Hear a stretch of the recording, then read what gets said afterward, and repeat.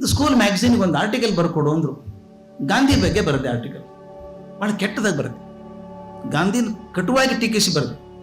ಇವತ್ತೆಲ್ಲ ಪ್ರಾಬ್ಲಮ್ಗೆಲ್ಲ ಗಾಂಧಿನೇ ಕಾರಣ, ಹಾಗೆ ಹೇಗೆ ಸತ್ಯಾಗ್ರಹ ಮಾಡೋದು, ತಾನು ಥರ್ಡ್ ಕ್ಲಾಸಲ್ಲಿ ಪಾಸ್ ಆದರು, ಹೀಗೆ ಏನು ಬರ್ದಿತ್ತು. ನೆಕ್ಸ್ಟ್ ಓದಿದ್ರು, ಕರೆದ್ರು ನನ್ನ, your English is good man ಅಂದರು. ಇಂಗ್ಲೀಷ್ ಚೆನ್ನಾಗಿದೆ ನಿಂದು ಅಂದರು. ಅಂದ್ಬಿಟ್ಟು ಬಟ್ ಬರೆಯೋಕ್ಕಿಂತ ಮೊದಲು ಓದೋದಲ್ಲೇನಪ್ಪ ಅಂದರು. ನಾನು ಓದಿದ್ದೀನಿ ಸರ್. ಏನು ಓದಿದ್ದಿ, ಏನು ಬರ್ದಿ ನೀನು? ಬರೆದದ್ದು ಭಾಷೆ ಚೆನ್ನಾಗಿದೆ, ಕಂಟೆಂಟ್ ಓದ್ಕೋಬೇಕಲ್ಲ ಇನ್ನೊಮ್ಮೆ ಅಂದರು. ಏನು ಓದ್ಬೇಕು ಸರ್ ಅಂದೆ. ಒಟ್ಟರು ನೋಡಿ ಪುಸ್ತಕ ನನಗೆ, ಗಾಂಧಿ ಜೀವನ ಚರಿತ್ರೆ, ಮೈ ಎಕ್ಸ್ಪೆರಿಮೆಂಟ್ಸ್ ವಿತ್ ಟ್ರೂತ್. ಆ ಪುಸ್ತಕ ನನ್ನ ಜೀವನ ತಲೆ ಕೆಳಗೆ ಮಾಡಿಬಿಡ್ತು, ಪೂರ್ತಿ ಬದಲಾಯಿಸ್ಬಿಡ್ತು. ಆ ಪುಸ್ತಕ ಓದಿದ ನಾನು ಅನ್ನಿಸ್ತು, ಇಷ್ಟು ಪ್ರಮಾಣಕ್ಕೆ ಈಗಿರೋಕ್ಕೆ ಸಾಧ್ಯ ಇದೆಯಾ ಮನುಷ್ಯ? That is the first book which touch my core of my heart. ಆಮೇಲೆ ಓದೋಕೆ ಶುರು ಮಾಡಿದೆ, ಹುಚ್ಚಿಡ್ದಂಗೆ ಓದಿದೆ ಗಾಂಧಿ ಬಗ್ಗೆ. ನಾನು ಹೆಮ್ಮೆಯಿಂದ ಅಹಂಕಾರದಿಂದ ಹೇಳ್ತಾ ಇಲ್ಲ. I have read every scrap which has come about Gandhi till 2014. ಪ್ರತಿಯೊಂದು ಪುಸ್ತಕ ಓದಿದ್ದೀನಿ, ಯಾವ ದೇಶದಲ್ಲಿ ಪಬ್ಲಿಷ್ ಆದರೂ ಓದಿದ್ದೀನಿ. ನಾನು ಮನೆಯಲ್ಲೇ ಸುಮಾರು ಒಂದು 500-600 ಪುಸ್ತಕ ಗಾಂಧಿ ಬಗ್ಗೆನೇ ಇರಬೇಕು. ಹುಚ್ಚಿಡ್ದೈತೆ. ಆ ಮಹಾತ್ಮ ಅಂತ ತೆಂಡೂಲ್ಕರ್ ಸೀರೀಸ್ ಓದಿದೆ. ಡೇ ಟು ಡೇ ಹ್ಯಾಪನಿಂಗ್ ಅದು ಅನಿಸ್ತು, ಇಂಥ ಮನುಷ್ಯ ಹೇಗಪ್ಪ ನಮ್ಮ ದೇಶದಲ್ಲಿ ಇದ್ದದ್ದು, ಪ್ರಪಂಚದಲ್ಲಿ ಯಾರೂ ಇಲ್ಲ ಅಂತ ಅನಿಸ್ಬಿಡ್ತು. ನೀವು ನಂಬಲಿಕ್ಕಿಲ್ಲ, ನಾನು ಹಾರ್ವರ್ಡಲ್ಲಿ ಪಾಠ ಮಾಡಬೇಕಾದ್ರೆ ಒಂದ್ಸಲ ಕೂತ್ಕೊಂಡು ಮಾಡಿದ್ವಿ, ಪೊಲಿಟಿಕಲ್ ಸೈನ್ಸ್ ಪ್ರೊಫೆಸರ್ಸ್ ಎಲ್ಲ ಸೇರಿಸಿ, who was the world's best leader, ಒಂದಿಷ್ಟು ಪ್ಯಾರಾಮೀಟರ್ಸ್ ಹಾಕ್ಕೊಂಡು ಹಾಕಿದರೆ ನೀವು ನಂಬಲಿಕ್ಕೆ ಸಾಧ್ಯ ಇಲ್ಲ ಸರ್. ನಾನು ಗಾಂಧಿ ಬಗ್ಗೆ ಅಭಿಮಾನಿ ಅಂತ ಹೇಳ್ತಾ ಇಲ್ಲ. ಆ ಪ್ಯಾರಾಮೀಟರ್ ಹಾಕಿದರೆ second is for away from Gandhi. Gandhi is number 1 all the time, ಪ್ರಪಂಚದ ಲೀಡರ್ ಒಳಗೆ. Not today, from the history of political science ಯಾವಾಗಿನ ತೊಗೊಂಬನಿ ಎಲ್ಲ ದೇಶದ್ದು. ಅವರು ಕೆನೆಡಿ ಆಗ್ಬೋದು, ಲಿಂಕನ್ ಆಗ್ಬೋದು, ಯಾರೇ ಆಗ್ಬೋದು, Gandhi is number 1 and for for below him is the next leader. ಇದು ಅನ್ನಿಸ್ತು ನನಗೆ, ಇಂಥ ಮನುಷ್ಯನ ಬಗ್ಗೆ ಹಂಗೆ ಆರ್ಟಿಕಲ್ ಬರ್ತಿದ್ನಲ್ಲ ಅಂತ. ಪ್ರಾಯಶ್ಚಿತ್ತ ಅಂತ ಓದಿರ್ಬೇಕು ಜಾಸ್ತಿ, ಅದೊಂದು ಹುಚ್ಚು ಹಚ್ಬಿಡ್ತು ನನಗೆ. ಅದೊಂದು ಹಿತಾನೂ ತಂದು ಕೊಡ್ತು, ಭಾಳ ಹಿತ ಕೊಟ್ಟದ್ದು ಅದು ನನಗೆ. ಇನ್ನೊಬ್ಬರು ನನಗೆ ಆಗಲೇ ನಮ್ಮ ಗೆಕ್ಕುಂಡಿ ಸರ್ ಹೇಳಿದ ಹಾಗೆ ಹುಯಿಲ್ಗೋಳ್ ಮಾಸ್ತರ್ ಇದ್ದರು ನಮಗೆ, ವರದರಾಜ್ ಹುಯಿಲ್ಗೋಳ್ ಮಾಸ್ತರ್. ಅವರು ಕುಮಾರವ್ಯಾಸ ಭಾರತ ಪಾಠ ಮಾಡಬೇಕು ನಮಗೆ. ಒಂದು 8-10 ಪದ್ಯ ಇತ್ತು ಕುಮಾರವ್ಯಾಸ ಭಾರತದ ನಮಗೆ. ಮೊದಲು ಬಂದು ಹೇಳೋರು, ಕುಮಾರವ್ಯಾಸ ಭಾರತ ಡೈರೆಕ್ಟ್ಲಿ ಪಾಠನ ಮಾಡ್ತಿರ್ಲಿಲ್ಲ ನಮಗೆ. ಅವರು ಆ ತೋರಣ ನಂದಿ ಅಂತಿದೆ ಮೊದಲು, ಯಾರಾದರೂ ಓದ್ಬೇಕು ಸ್ವಾಮಿ ಅದು ಪುಸ್ತಕ. ಕುಮಾರವ್ಯಾಸ ಭಾರತ ಓದೋಕ್ಕಾಗದೆ ಹೋದರೂ ಆ ಮುಂದಿನ ಮುನ್ನುಡಿ ಏನು ಕುವೆಂಪು ಬರೆದಿದ್ದಾರೆ ತೋರಣ ನಂದಿ ಅಂತ, ಎಲ್ಲ ಹಿರಿ ಕವಿಗಳದೆಲ್ಲ ಸೇರಿಸಿ ಒಂದು ತೋರಣ ನಂದಿ ಬರೆದಿದ್ದಾರೆ. ಅದ್ಭುತ ಅದು. ಆ ತೋರಣ ನಂದಿ ಒಂದ್ಸಲ ಹೇಳ್ತಾ, ಭಾಷೆ ಹೇಗಿದೆ ಗೊತ್ತೇನ್ರೋ ಕನ್ನಡ ಭಾಷೆ ಅಂದರು. ಅವ್ರು ಹೇಳಿದ ಮಾತು ಹೇಗೆ ಹುಚ್ಚರಿಸ್ತು ಅಂದರೆ, ಅವ್ರು ಹೇಳ್ತಾ ಒಂದು ಸೆಂಟೆನ್ಸ್ ನೋಡಿ, 50 ವರ್ಷದಲ್ಲಿ ನೆನಪಿದ್ದೇನೆ ಅದು. ಕನ್ನಡದ ಕಾವ್ಯವೃಷ್ಟಿಯ ಕಾಮನ ಬಿಲ್ಲಿನಲ್ಲಿ ಕುಮಾರವ್ಯಾಸನ ಸ್ಥಾನ ನಟ್ಟ ನಡು ನೆತ್ತಿಯ ಮುಡಿ, ಈತನದು ಹಳೆಯ ಹೊಸಗನ್ನಡದ ತಲೆಯ ಕಿರೀಟ. ಅಂದು ಇಂದು ಗಮಕ ಶಿರೋಮಣಿಗಳಿಂದ ನಾಡು ನಾಡೆ ಮೊಳಗಿ ರೋಮಾಂಚನಗೊಳ್ಳುವಂತೆ ಲಯವನ್ನ, ಇಂಪನ್ನ, ತಾನವನ್ನ, ಮಾತಿನ ಹರಹನ್ನ, ಛಂದಸ್ಸಿನ ಕುಣಿತವನ್ನ ಹೊರಹೊಮ್ಮಿಸಿದ ಮಾಟಗಾರ ವರಕವಿ ಕುಮಾರವ್ಯಾಸ. ಒಂದೇ ಸೆಂಟೆನ್ಸ್. ಬೇಸಿಕಲಿ ತೀರಂ ಶ್ರೀಕಂಠಯ್ಯನವ್ರು ಬರೆದದ್ದು ತೋರಣ ನಂದಿಯಲ್ಲಿ ಬಂದಿತ್ತು. ಅದ್ಭುತ ಅನಿಸಿಲ್ಲ ಆ ಸೆಂಟೆನ್ಸ್ ಕೇಳಿ ನನಗೆ, ಅಯ್ಯೋ ಇಷ್ಟು ಚೆನ್ನಾಗಿದೆಯಲ್ಲ ಇದು ಅಂತ ಹೇಳಿ ಮೊದಲನೇ ಕೆಲಸ ಮಾಡಿದ್ದು, ಮನೆಗೆ ಹೋಗಿ 5 ರೂಪಾಯಿ ಅಕ್ಕನ ಕಡೆ ಇಸ್ಕೊಂಡು ಕುಮಾರವ್ಯಾಸ ಭಾರತ ತೊಗೊಂಡು ಬಂದು ಆ ಸಾಲ್ ಬೈಪಾಟ್ ಮಾಡಿ ಮರುದಿವ್ಸ ಮೇಷ್ಟ್ರಿಗೆ ಒಪ್ಪಿಸಿದ್ರು. ಎಷ್ಟು ಖುಷಿ ಆಗ್ತಿತ್ತು ಅಂದರೆ, ಓದೋದ ಹುಚ್ಚು ಹತ್ತೋದು ಸರಿಯಾಗಿ ಓದೋದು ಹಚ್ಚುವಂಥದ್ದು.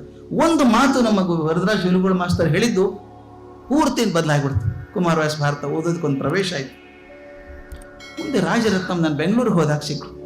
ಆ ಹಿತ ಅನ್ನೋದು ಹೇಳ್ತೀನಿ ನಾನು. ನಾನು ಯಾವುದಾದ್ರೂ ಖುಷಿ ಅಂತ ಹೇಳ್ತಾ ಇಲ್ಲ, ಯಾವುದು ನನಗೆ ಹಿತ ಕೊಡ್ತೋ, ಮನಸ್ಸಿಗೆ ತೃಪ್ತಿ ಕೊಡ್ತೋ, ಶಾಂತತೆ ಕೊಡ್ತೋ ಅನ್ನೋದನ್ನ. ಬೆಂಗಳೂರಿಗೆ ಹೋದಾಗ ನಾನು ಅನಾಥ ಪ್ರಜ್ಞೆಯಿಂದ ಹೋದವನು, ಯಾರೂ ಪರಿಚಯ ಇಲ್ಲ ನನಗಲ್ಲಿ. ಬೇಂದ್ರೆ ಅವರು ನಾನು ಹುಟ್ಟದ ಸಣ್ಣ ಹುಡುಗರಿಂದ ಪರಿಚಯ ಮಾಡ್ಬಿಟ್ಟಿದ್ದೆ, ಮನೆಗೆ ಬರೋರು ಅವರೆಲ್ಲ. ನಾನು ಹೇಳಿದೆ ಬೆಂಗಳೂರಿಗೆ ಹೋಗ್ತಾ ಇದ್ದೀನಿ ಸರ್. ಓ ನೀನು ಕೆಟ್ಟ ಪಟ್ಟಣ ಸೇರ್ತೀನಪ್ಪ ಅಂದರು. ಕೆಟ್ಟೇನು ಸೇರೋದಿಲ್ರಿ, ನೌಕರಿಗೆ ಹೊಂಟೀನಿ ಅಂತ ಹೇಳಿದೆ. ಅಲ್ಲಿ ಯಾರೂ ಪರಿಚಯ ಇಲ್ಲ ಅಂದ್ರೆ, ನಾ ಚೀಟಿ ಕೊಡ್ತೀನಿ ತಗೋ ಅಂತ ಒಂದು ಪತ್ರ ಬರೆದು ಕವರಲ್ಲಿ ಹಾಕಿ ಸೀಲ್ ಹಾಕಿಕೊಟ್ರು. ಮೇಲೆ ಡಾಕ್ಟರ್ GP ರಾಜರತ್ನಂ ಅಂತ ಬರೆದಿತ್ತು. ಅಲ್ಲಿ ತೊಗೊಂಡು ಹೋದೆ. ರಾಜರತ್ನಂ ಎಲ್ಲಿದ್ದಾರೆ ಗೊತ್ತಿಲ್ಲ, ನಮ್ಮ ನಕ್ಷತ್ರ ಅವರು ರಾಜರತ್ನಂ ಅಂದ್ರೆ. ಅಲ್ಲಿ ಕಾಲೇಜಲ್ಲಿ ಕೆಲಸ ಮಾಡೋರು ನಮ್ಮ ಸೆಕ್ರೆಟರಿ ಕೇಳಿದೆ, ಸರ್ ರಾಜರತ್ನಂ ಸರ್ ಎಲ್ಲಿ ಇರ್ತಾರೆ ಸರ್? ಇಲ್ಲೇ ಇರ್ತಾರೆ ರೀ ಮಲ್ಲೇಶ್ವರಂದಲ್ಲಿ, ಅವ್ರು ನಮ್ಮ ಗುರುಗಳವರು, ಕರ್ಕೊಂಡು ಹೋಗ್ತೀನಿ ಬನ್ನಿ ಅಂದರು. ಭಾನುವಾರ ದಿವಸ ಕರ್ಕೊಂಡು ಹೋದ್ರು ನಮ್ಮ ಮನೆಗೆ. ಕೆಮ್ಮು forget these are the turning points, ನಮ್ಮ ಓದಿಗೆ ಹಚ್ಚಿದಂಥ ಗಳಿಗೆಗಳು.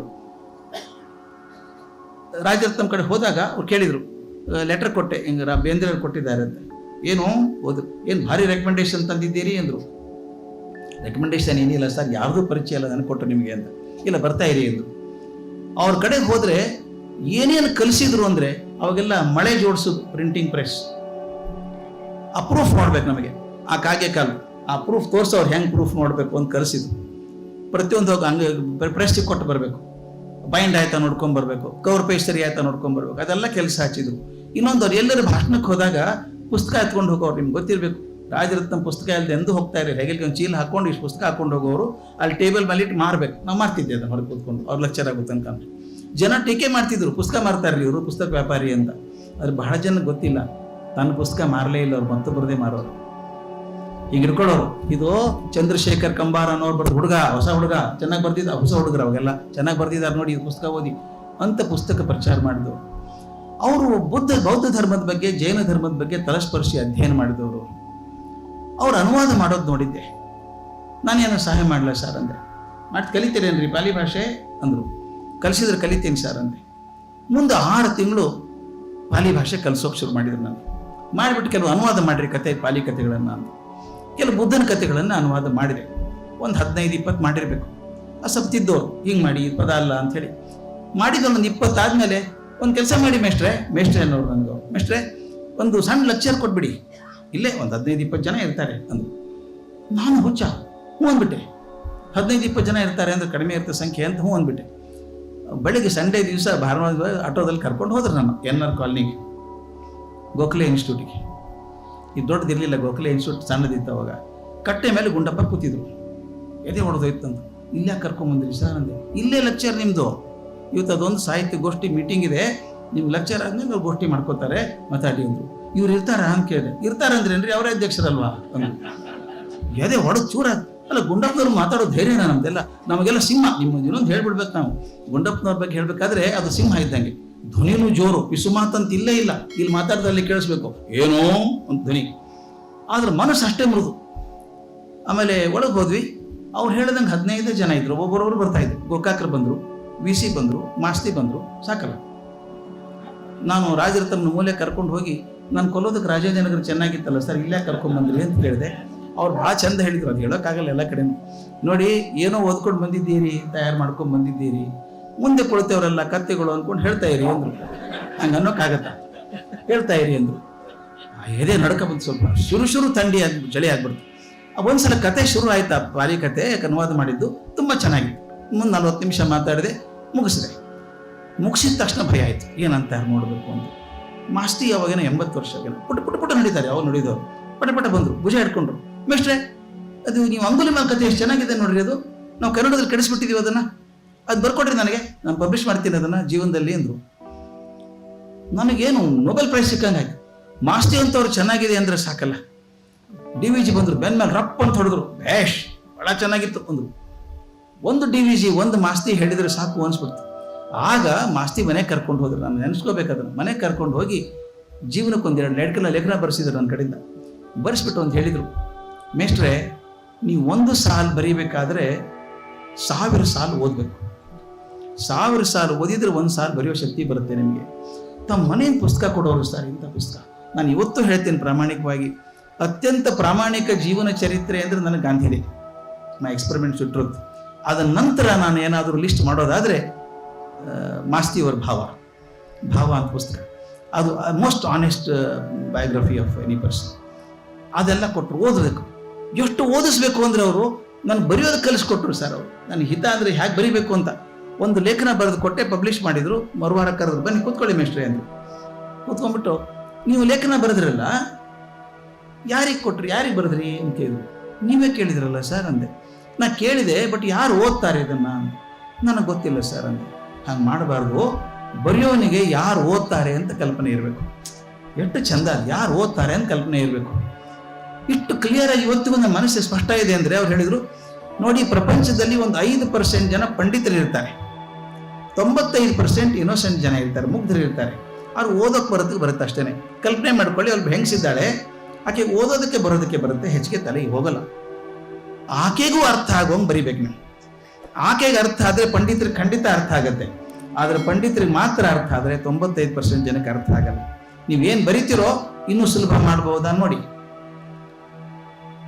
ಇನ್ನೂ ಸುಲಭ ಮಾಡಿ. 2 ಸಲ 3 ಸಲ ನೋಡಿ, ಇದಕ್ಕಿಂತ ಏನು ಸುಲಭ ಮಾಡೋಕೆ ಸಾಧ್ಯ ಇಲ್ಲ ಅಂದ ಬರೆದು ಕಳಿಸ್ಕೊಡಿ ಅಂದ್ಬಿಟ್ಟು ನಾನು ಬೆಂತಟ್ಟು ಹೇಳಿದರು, writing simple is the most complex one ಅಂದ್ರೆ.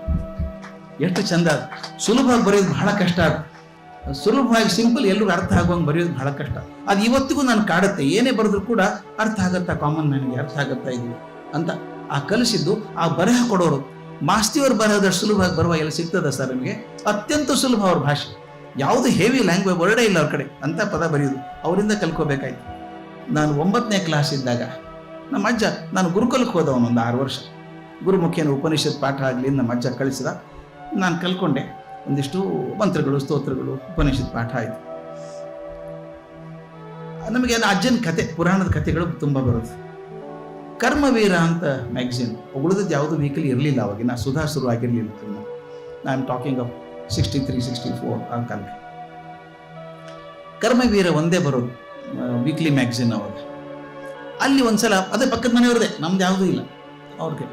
ಅವ್ರಿಗೆ ಹೋಗಿ ನೋಡಿದಾಗ ಅದೊಂದು ಕತೆ, ಇದು ಕತೆಗಳನ್ನು ಆಹ್ವಾನ ಮಾಡಿದ್ದೇವೆ ಅಂತ ಬಂತು. ಕತೆಗಾರರು ಬರೀಬಹುದು ಅಂತ. ಯಾರಿಗೂ ಹೇಳಿಲ್ಲ ಮನೇಲಿ. ನನ್ನ ಅಕ್ಕ, ನಮ್ಮ ಅಜ್ಜ ಯಾರಿಗೂ ಹೇಳಿಲ್ಲ. ಅಜ್ಜಿಗಂತೂ ಗೊತ್ತಾಗ್ತಿದ್ದಿಲ್ಲ. ಕೂತ್ಕೊಂಡು ಬರದೆ. ವಿಧಿಲಿಖಿತ ಅಂತ ಒಂದು ಕತೆ ಬರುತ್ತೆ. ಅದೆಂಥ ತಮಾಷೆ ಆಯಿತು ಅಂದರೆ, ಅದು ಪಬ್ಲಿಷ್ ಆಗ್ಬೇಕಾದ್ರೆ ಏನು ಮಾಡಬೇಕು ಅದು ಏನೂ ಗೊತ್ತಿಲ್ಲ. ಅಲ್ಲಿ ಅಡ್ರೆಸ್ ಬರೆದಿದ್ರು, ಈ ಅಡ್ರೆಸ್ಗೆ ಕಳಿಸ್ಕೊಡಿ ಅಂತ. ಬರೆದು ಹೇಗೆ ಬರೀಬೇಕು ಅಂತ ಗೊತ್ತಿಲ್ಲ. ಬ್ಯಾಕ್ ಟು ಬ್ಯಾಕ್ ಬರೆದಿದ್ದೀನಿ ನಾನು. ಕಾಗದದು ಒಂದು ಕಡೆ ಬರೀಬೇಕು, ಅದೆಲ್ಲ ಇಲ್ಲಿ ರೂಲ್ ಇತ್ತು, ನನಗೇನು ಗೊತ್ತಾಗಿಲ್ಲ. 2 ಕಡೆಗೂ ಬರೆದು ಕಳಿಸ್ಬಿಟ್ಟೆ. ಅದೊಂಥರ ಕಳ್ಳತನ ಮಾಡಿದ ಭಾವನೆ ನನಗಿತ್ತು. ಯಾರಿಗೂ ಹೇಳಿಲ್ಲಲ್ಲ ಇದನ್ನು. ಯಾಕೆ ಹೇಳಲಿಲ್ಲ ಅಂದರೆ, ಹುಚ್ಚ ನೀ ಏನು ಬರೀತೀವಿ ಸುಮ್ಮನೆ ಕೊಡೋ ಅಂದ್ರೆ ಕೂತೇ ಬಿಡ್ತಿದ್ದೆ ನಾನು. ಬರೆದು ಕಳಿಸ್ಬಿಟ್ಟೆ. ಆಶ್ಚರ್ಯ ಅಂದರೆ 1 ತಿಂಗಳಿಗೆ ಪತ್ರ ಬಂತು, ನಿಮ್ಮ ಲೇಖನ ಸ್ವೀಕೃತವಾಗಿದೆ, ಪಬ್ಲಿಷ್ ಮಾಡ್ತೀವಿ ಅಂತ ಬಂತು. ಸ್ವೀಕೃತವಾಗಿದೆ ಅಂದರೆ ಏನು ಅಂತ ಗೊತ್ತಿಲ್ಲ ನನಗೆ. ಮುಟ್ಟಿತು ಅಂತ ಅನ್ಕೊಂಡ್ರು. ಏನು ಮುಟ್ಟಿದಾಗ ಅಕ್ನಾಲೇಜ್ಮೆಂಟ್ ಕೊಡ್ತಾರಲ್ಲ, ಆ ಥರ ಇರಬೇಕು ಅಂದ್ಕೊಂಡೆ. ಆಮೇಲೆ ಹುಚ್ಚಿಬಿಡ್ತು, ಬರುತ್ತಾ ಏನು ಪೇಪರ್ ನೋಡಬೇಕು ಅಂತ. ಒಂದು ದಿವಸ ಕರ್ಮವೀರ ಅವ್ರ ಮೇಲೆ ಓದೋರೆಲ್ಲ ತೊಗೊಂಡೆ, ಓದಿದೆ. ನನ್ನ ಹೆಸರು ಬಂದ್ಬಿಟ್ಟಿತ್ತು. ಅದ್ರಾದ್ಮೇಲೆ ಫಸ್ಟ್ ಆರ್ಟಿಕಲ್ ಅವಾಗ ನಾನು 9ನೇ ಕ್ಲಾಸಲ್ಲಿ ಇದ್ದದ್ದು. ನಾನು 9ನೇ ಕ್ಲಾಸಲ್ಲಿ ಇದ್ದದ್ದು. ತಮಾಷೆ ಏನಾಯ್ತು, ಆ ಕಥೆಯೊಳಗೆ ವಿಚಿತ್ರ ಬರೆದಿದ್ದೆ ನಾನು. ಎಲ್ಲೋ ಒಂದು ಪುರಾಣದಲ್ಲಿ ಒಂದು ಎಳೆ ಬರ್ತದೆ, ರಾವಣ ಬಹಳ ಹಳಬ, ರಾಮನಿಗಿಂತ ಬಹಳ ಹಳಬ ಅವನು. ಎಷ್ಟು ಹಳಬ ಅಂದರೆ, ಅವನು ಜೋರಾಗಿದ್ದಾಗ, ನವಗ್ರಹಗಳನ್ನು ಗೆದ್ದಾಗ ಇನ್ನೂ ದಶರಥ ಕೌಶಲ್ಯ ಮದುವೆ ಕೂಡ ಆಗಿರಲಿಲ್ಲ. ಅದೊಂದು ಕತೆ. ಏನು ಅಂದರೆ, ತಾನು ಹೇಗೆ ಸಾಯ್ತೀನಿ ಅಂತ ತಿಳ್ಕೋಬೇಕು ಅಂತ ಆಸೆ ಅವನಿಗೆ. ಅದಕ್ಕೆ ಹೋಗಿ ಬ್ರಹ್ಮನ್ ಕೇಳ್ತಾನೆ, ನಾನು ಹೇಗೆ ಸಾಯ್ತೀನಿ ಹೇಳು ಅಂತ. ಅದು ಹೇಳೋಕ್ಕಾಗಲ್ಲಪ್ಪ, ಅದು ಚೇಂಜ್ ಮಾಡೋಕ್ಕಾಗಲ್ಲ ಅಂತ. ಅವನು ಇಟ್ಟು ಧೈರ್ಯ ಇದ್ರೆ ಹೇಳಯ್ಯ, ನಿನ್ನ ಧೈರ್ಯ ಇದೆಯಲ್ಲ, ಬದಲಾಯಿಸೋಕ್ಕಾಗಲ್ಲ ಅಂತ ಹೇಳು, ನಾ ಬದಲಾಯಿಸ್ತೀನಿ ಅದನ್ನು ಅಂತಾನೆ. ಆವಾಗ ಅವನು ಹೇಳ್ತಾನೆ, ಮುಂದೆ ಹಿಂಗೆ ಕೌಸಲ್ಯ ದಶರಥರ ಮಗ ರಾಮ ಅಂತ ಬರ್ತಾನೆ, ಅವನೇನು ಸಾಯ್ತೀಯಾ ಅಂತ. ಎಲ್ಲೋ ಒಂದು ಎಳೆ ಇದ್ದದ್ದನ್ನು ಬೆಳೆಸಿ ಹಂದ್ರ ಮಾಡಿ ಬರೆದಿದ್ದೆ ನಾನು. ತಮಾಷೆ ಏನಾಯಿತು ಅಂದರೆ, ನನಗೆ 9ನೇ ಕ್ಲಾಸಿನ ಹುಡುಗ ಅಂತ ಯಾರಿಗೂ ಗೊತ್ತಿಲ್ಲ. ಹೆಂಗೆ ಗೊತ್ತಾಗುತ್ತೆ? ಪತ್ರ ಬರೆಯೋಕ್ಷೆ ಮಾಡಿದ ಕೆಲವು ಪಂಡಿತರು, ಯಾವ ಪುರಾಣದಲ್ಲಿ ಬಂದಿದೆ ಕತೆ ಇದು? ನನಗೆ ನಮ್ಮ ಅಜ್ಜ ನೀನು ಹುಚ್ಚರಂಗೆ ಮಾಡಿಬಿಡುತ್ತೆ, ನನ್ನ ಪಂಜಿತಿ ಆಗುತ್ತೆ. ಈಗ ಪುರಾಣ ಇಲ್ಲಿದೆ, ನಾಯಿದೆ ಪುರಾಣ ಅಲ್ಲ ಕತೆ ಅಂತ ಹೇಳಬೇಕು ಅಂತ. 10 ರೂಪಾಯಿ ಕಳಿಸ್ಕೊಟ್ರು ನನಗೆ. ಅವು ಆಗ ಲೇಖನ ಸ್ವೀಕಾರ ಆಗಿದೆ ಅಂತ. First royalty I ever got in my life. 10 ರೂಪಾಯಿ ಬಂತು ನನಗೆ. ಹಿಂಗೆ ಕಲ್ಪನೆ ಮಾಡ್ಕೊಳ್ಳಿ, 63ನೇ ಇಸ್ವಿಗೆ 10 ರೂಪಾಯಿ ಅಂದರೆ ಭಾಳ ದೊಡ್ಡ ಅಮೌಂಟ್. ಅದು ಆ ದೊಡ್ಡ ಅಮೌಂಟ್ ನನಗೆ ಭಾಳ ಖುಷಿ ಆಯಿತು. ಅಂದರೆ ಬರೆದ್ರೆ ದುಡ್ಡು ಬರ್ತದೆ ಅಂತ ಗೊತ್ತಾಯ್ತು. ಹೌದು, ಆ ಬರವಣಿಗೆ ಶುರು ಆಯ್ತು. ಮತ್ತು ಇನ್ನೊಂದು ಹೊಸದು ನನಗೆ ಗೊತ್ತಾದದ್ದು ಅಂದರೆ, ಬರೀಬೇಕಾದ್ರೆ ಓದಬೇಕು, ಓದಲಾರ್ದು ಬರೆಯೋಕ್ಕಾಗಲ್ಲ. ನನಗೆ ಮಾರ್ಗದರ್ಶಕರಾದಂಥ ಡಾಕ್ಟರ್ GP ರಾಜರತ್ನಂ ಅವರು, ನಾನು ಬೆಂಗಳೂರಿಗೆ ಹೋದಾಗ 10 ವರ್ಷ ಕೈ ಹಿಡಿದು ನಡೆಸಿದವ್ರು, ನನ್ನ ಬೆಳೆಸಿದವ್ರು ಗುರುಗಳು. ಅವ್ರು ತಿರ್ಗಾ ಮುರ್ಗಾ ಕೇಳೋರು. ಎಲ್ಲರೂ ಉಪನ್ಯಾಸಕ್ಕೆ ಹೋದಾಗ, ಮೇಷ್ಟ್ರೇ ಓವರ್ ಹೆಡ್ ಟ್ಯಾಂಕ್ ತುಂಬಿಸ್ಕೊಂಡಿದ್ದೀರಾ ಅಂತ ಕೇಳೋರು. ಓವರ್ ಹೆಡ್ ಟ್ಯಾಂಕ್ ತುಂಬಿಸ್ಕೊಂಡಿದ್ದೀರಾ ಅಂತ. ಓವರ್ ಹೆಡ್ ಟ್ಯಾಂಕ್ ತುಂಬಿಸ್ಕೊಂಡ್ರೆ ನಲ್ಲಿಯಲ್ಲಿ ನೀರು ಬರುತ್ತೆ, ಇದು ಬರೀ ಗಾಳಿ ಬರುತ್ತೆ. ಎಷ್ಟು ಕಾಳಜಿ ಅದು ರಾಜರತ್ನಂಗಂದ್ರೆ, ಅದನ್ನು ಓದಿದ್ರಾ, ಇದನ್ನು ಓದಿದ್ರಾ ಅಂತ ಆಯ್ತು. ಮುಂದೆ ನಾನು ಸಿಕ್ ಹಾಕೊಂಡಿದ್ದೆ, ಇನ್ನೊಂದು ಕೆಲಸ ಸಿಕ್ ಹಾಕೊಂಡು ಅದಕ್ಕೆ ಓದೋ ಹತ್ತು. ಕೆ ಬೋರ್ಡ್ ಹೈಸ್ಕೂಲಲ್ಲಿ ಓದ್ಬೇಕಾದ್ರೆ ನಾಡಿಗೇರ್ ಅಂತ ಹೆಡ್ ಮಾಸ್ಟರ್ ಇದ್ರು. ನಿಮ್ಮಲ್ಲಿ ಯಾರಾದರೂ ಕಂಡಿರ್ಬೇಕು ಅವ್ರನ್ನ. ಓದ ಕೆ ಬೋರ್ಡಲ್ಲಿ ಓದಿದ್ರೆ ನಾಡಿಗೇರ್ ಮಾಸ್ತರ್ ನೋಡೇ ಇರ್ತೀವಿ ನಾವು. ಈ ನಮ್ಮ ದೂರ್ವಾಸ ಅಂತ ಕೇಳಿದ್ರಲ್ಲ ಋಷಿಗಳು, ಪಟ ಪಟ ಶಾಪ ಕೊಡೋದು ಮಾಡಿ, ಅವ್ರಿಗಿಂತ ಒಂದು 50% ಮೋರ್ ಶಾರ್ಟ್ ಟೆಂಪರ್ಡು. ಫಸ್ಟ್ ಕಪಾಳಿಗೆ ಹೊಡೆದವ ನಿನ್ನ ಹೆಸರು ಏನು ಅಂತ ಕೇಳ್ತಿದ್ರು. ಆ ಥರ ಅವ್ರು ಕಂಡ್ರೆ ಹೆದರಿಕೆ ನನಗೆ. ಅವ್ರು ಇಂಗ್ಲೀಷ್ ಕಲಿಸೋರು ನಮಗೆ. ವೆಕೇಶನ್ ಬರ್ತದಲ್ಲ, ನಮ್ಮ 9th ಸ್ಟ್ಯಾಂಡರ್ಡ್ ಆದಮೇಲೆ ಊರಿಗೆ ಹೋಗ್ಬೇಕು. 1 ತಿಂಗಳು 1.5 ತಿಂಗಳು ರಜೆ ಇರೋದು. ಬಂದರು, ಸಿಕ್ಕೆ ಹಾದಿಯಲ್ಲಿ ಸಿಕ್ಬಿಟ್ಟೆ. ವೆಕೇಷನಲ್ಲಿ ಏನು ಪ್ರೋಗ್ರಾಮು ಅಂದರು. ಏನು ಪ್ರೋಗ್ರಾಮ್ ಸರ್? ಊರಿಗೆ ಹೋಗ್ತಾ ಇದ್ದೆ. ಊರಿಗೆ ಹೋಗೋದು ಆಯ್ತು, ಓದೋದೇನು ಅಂದರು. ಅದು ಏನು ಟೈಮು ನಂದು, ಯಾಕೆ ಹಂಗೆ ಹೇಳಿದ್ನೋ, ಗಾಬರಿಯಾಗಿ ಹೇಳ್ಬಿಟ್ಟು. ಕೆಲವೊಂದ್ಸಲ ದೊಡ್ಡವ್ರು ಬಂದು ಪೊಲೀಸ್ ಎದುರಿಸಿದ್ರೆ ಪಾಪ ಅಂದ್ಬಿಡಲ್ವ, ಹಾಗಾಗುತ್ತೆ. ನಾನು ಓದ್ತೀನಿ, ಪುಸ್ತಕ ಓದೋ ಪ್ಲ್ಯಾನ್ ಮಾಡಿದ್ದೀನಿ ಸರ್ ಅಂದೆ. ಹೌದಾ, ಯಾವ ಪುಸ್ತಕ ಅಂದರು. ಅದು ಯಾವ ತಲೆಗೆ ಬಂದಿತ್ತು? Jane Austen Pride and Prejudice ಅಂದೆ. 9th ಸ್ಟ್ಯಾಂಡರ್ಡ್ ಹುಡುಗ Jane Austen Pride and Prejudice is beyond reach. ಅಷ್ಟ MA ಹುಡುಗರು ಟೆಕ್ಸ್ಟ್ ಬುಕ್ ಇಟ್ಟಿರ್ತಾರೆ ಅದನ್ನು. ನಾನು ಪ್ರೈಡ್ ಆ್ಯಂಡ್ ಪ್ರೆಜುಡಿಸ್ ಗೊತ್ತಾಯ್ತು ಸುಳ್ಳು ಹೇಳ್ತಿದ್ದೀನಿ ಅಂತ ಅವರಿಗೆ ನಕ್ಕರು. ಓನ್ಲಿ ಒನ್ ಬುಕ್ ಅಂದರು. ಗೊತ್ತಿದ್ದೇ ಅದೊಂದು ನನಗೆ. ಪ್ರೈಡ್ ಆ್ಯಂಡ್ ಪ್ರೆಜುಡಿಸ್ ಅಂದರು. No, I will give you 2 more books. Pride and Prejudice, Sense and Sensibility, Emma. ಈ 3 ಪುಸ್ತಕ ತಗೋಬೇಕು. ಅವ್ರು ಹೆಂಗೆ ಕಲಿಸಿದ್ರು ಸರ್. ಇವತ್ತು ದೈಹಿಕವಾಗಿ ಹಾಕಿದ್ರು, ಭಾವನಾತ್ಮಕ ಅವ್ರ ಕಾಲು ಹಿಡ್ಕೊಂಡ್ಬಿಡ್ತೇನೆ ಯಾವಾಗಲೂ ನಾನು. 3 ಪುಸ್ತಕ ಕೊಟ್ಟರು. ವೆಕೇಶನ್ ಮುಗಿಸಿ ಬರುವಾಗ, you should write the essence of this books. Review ಥರ. ಆ ರಿವ್ಯೂ ಹೇಗಿರ್ಬೇಕು ಅಂದರೆ, ಯಾವುದೇ ಪುಸ್ತಕದ ಮೇಲೆ 5 ಸಾಲಕ್ಕಿಂತ ಹೆಚ್ಚು ಇರೋಂಗಿಲ್ಲ. 5 ಸಾಲು ಮಾತ್ರ. 5 ಸಾಲಿನೊಳಗೆ ಇಡೀ ಬುಕ್ಕನ್ನು ರಿವ್ಯೂ ಮಾಡಬೇಕು. ನನಗೆ ಎದೆ ಹೊಡೆದೋಯ್ತು ಸರ್. ಆ ಪುಸ್ತಕ ಓದಿದ ಅರ್ಥ ಆಗ್ಬೇಕಾದ್ರೆ ಒದ್ದಾಡಬೇಕು ನಾನು. ಆ ಇಡೀ ಪುಸ್ತಕದ ಸಾರಾಂಶವನ್ನು 5 ಸಾಲಲ್ಲಿ ಹೇಳೋದು ಹೇಗೆ? I knew brevity is a virtue, but this kind of brevity I had never seen. ಹೇಳಿದ್ದೆ. ನಾಡಿಗೇರ್ ಮಾಸ್ತರ್ ಹೇಳಿದ್ರು ಅಂದರೆ ಸುಗ್ರೀವಾಜ್ಞೆ ಇದ್ದಂಗೆ ಮಾಡಲೇಬೇಕು. ವೆಕೇಶನ್ ನೆಗೆದು ಬಿದ್ದು ಹೋಯ್ತು ನಾನು. ಗೊತ್ತಾದ್ರೆ ಓದೋದೇ ಆಯ್ತು. ಬರೀ ಓದ್ಕೊಂಡು ಮಾಡ್ಕೊಂಡು ಬಂದೆ. 5 ಸಾಲು ಬರೆದೆ. ಒಂದೊಂದಕ್ಕೆ 5 ಸಾಲು ಬರ್ಕೊಂಡ್ಬಂದೆ. ನೋಡಿದರು, ಗುಡ್, ವೆರಿ ಗುಡ್ ಅಂದರು. ಅಂದ್ಬಿಟ್ಟು ಅಷ್ಟಕ್ಕೆ ಬಿಡಲಿಲ್ಲ. ಮನೆಗೆ ಹೋಗು, ಇನ್ನು ತೊಗೊಂಡು ಹೋಗಿ ಇನ್ನು 3 ಸಾಲು ತೆಗೆದು ಹಾಕು, 2 ಸಾಲಲ್ಲೇ ಬರಬೇಕು. I tell you, he taught me how to read sir. Honestly, ನಾ ಫಸ್ಟ್ ಟೈಮ್ ಇಡಿಯಟ್ ಓದ್ಬೇಕಾದ್ರೆ ಪುಸ್ತಕ, ಐ ಫೆಲ್ಟ್ ಲೈಕ್ ಒನ್. ನಾನೇ ಇಡಿಯಟ್ ಆದಂಗೆ ಅನಿಸ್ಬಿಡ್ತು. ಈ ರಷ್ಯನ್ ಆಥರ್ಸ್ ಎಲ್ಲ ದೊಡ್ಡ ದೊಡ್ಡ ಪುಸ್ತಕ, ಯಾವುದು ಸಣ್ಣದ ಬರೆಯೋದೇ ಅಲ್ಲ, ದೊಡ್ಡ ದೊಡ್ಡ ಪಾತ್ರಗಳು ಬುಕ್ ಹಿಡ್ಕೊಂಡು ಬರ್ಕೋಬೇಕು, ನೋಟ್ ಬುಕ್ನ ಬರ್ಕೋಬೇಕು, ಪಾತ್ರ ಎಲ್ಲ ಹಾಗಿತ್ತು. ಆದರೆ ಕೊನೆಗೆ ಅದು ಹೆಂಗೆ ಅಭ್ಯಾಸ ಆಗ್ಬಿಡ್ತು ಅಂದರೆ, ಈಗ ನನ್ನ ಕಡೆ ಸುಮಾರು 3,500 ಪುಸ್ತಕದ್ದು ಆ ಬ್ರೀಫ್ ರಿಪೋರ್ಟ್ ಇದೆ ನನ್ನ ಕಡೆ. ನಾವು ಓದಿದ ಪುಸ್ತಕ ಈಗ ಹೆಂಗಾಗಿದೆ ಅಂದರೆ, ಯಾವುದೇ ಪುಸ್ತಕ ಓದಿದರೆ ಕಣ್ಣು ಮುಚ್ಚಿ ರಿವ್ಯೂ ಮಾಡಿ 2 ಸೆಂಟೆನ್ಸ್ ಬರೀಬೇಕದು. ಆ 2 ಸೆಂಟೆನ್ಸ್ ಓದಾಗ ಇಡೀ ಪುಸ್ತಕ ನೆನಪಾಗ್ಬಿಡುತ್ತೆ. ಅದನ್ನು ಕಲಿಸಿದ್ದವು. ಅದೊಂದು ಹಿತ ಇದೆಯಲ್ಲ ನನಗಿವತ್ತು. ನನಗೆ ಎಷ್ಟೋ ಜನ ಅಂತಾರೆ, ಮೆಮ್ರಿ ಪವರ್ ಅಮೇಝಿಂಗ್ ರೀ ನಿಮ್ಮದು ಅಂತಾರೆ. ಮೆಮ್ರಿ ಪವರ್ ಅದೇನು ದೊಡ್ಡದಲ್ಲ ನನಗೆ ಮಾಡಿದ್ದದು.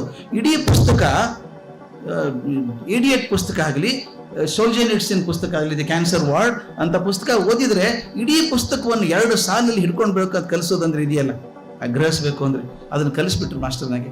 ಅದು ದೊಡ್ಡ ಹಿತ ನನಗೆ ಸಿಕ್ಕಿತು. ಇವತ್ತಿಗಾದರೂ ಯಾವುದೇ ಪುಸ್ತಕ ಓದಿದಾಗ ಒಂದಿಷ್ಟೇ ಪಟ್ಟಿ ಮಾಡಿದ್ದೀನಿ ನಾನು. ಅದು ಪ್ರಿಂಟಿಂಗ್ ಪ್ರೆಸ್ಸಲ್ಲಿ ವೇಸ್ಟ್ ಆಗಿದ್ದ ಪಟ್ಟಿ ಇರ್ತಾವಲ್ಲ, ಇಟ್ಕೊಂಡಿದ್ದೆ ನೋಡಿ, ಅಲ್ಲೊಂದು ಹಾಕ್ಕೊಂಡಿರ್ತೀನಿ ಪಾಯಿಂಟು. ಆ ಚೀಟಿ ಕೊಟ್ಟರೆ ಯಾರಿಗೂ ಏನೂ ಅರ್ಥ ಆಗಲ್ಲ. ಅಂದ್ರೆ ಅರ್ಥ ಆಗಬಾರ್ದು ಅಂತ ಬರೋದಿಲ್ಲ, ನನಗೆ ಅರ್ಥ ಆದರೂ ಸಾಕು ಅಂತ ಬರ್ಕೊಂಡಿದ್ದೀನಿ. ಅದೊಂದು ಸಾಲು ಓದ್ಬಿಟ್ರೆ ಸಾಕು, ಇಡೀ ಎಸೆನ್, ಇಡೀ ನಾವೆಲ್, ಆ ಟೆಕ್ಸ್ಟ್ ಬುಕ್ ಎಲ್ಲ ಗೊತ್ತಾಗ್ಬಿಡುತ್ತೆ ನನಗೆ. ಆ ಥರದ್ದು ಕಲಿಸಿದಂಥವ್ರು ನಮ್ಮ ಅಡಿಗೇರ್ ಮಾಸ್ತರ್.